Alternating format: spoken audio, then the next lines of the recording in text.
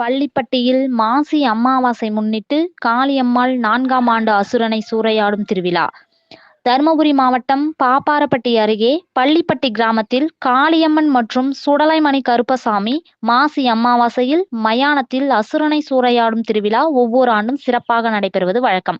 நேற்று அதிகாலை பள்ளிப்பட்டி கிராமத்தில் உள்ள காளியம்மன், சுடலைமணி கருப்பசாமி ஆகிய திருக்கோவிலில் பூஜை செய்து மயானத்தில் உள்ள அசுரன் உருவ சிலையை குத்தி வதம் செய்யப்பட்டது.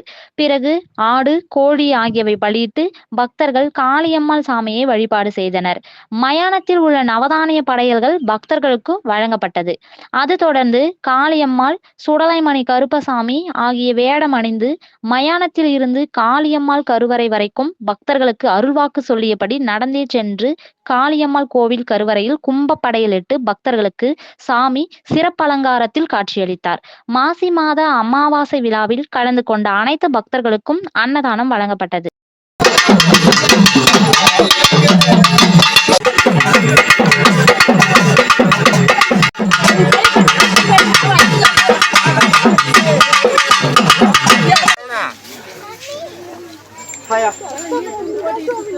வந்து நிக்கிறடா சொல்றது புரியுதா?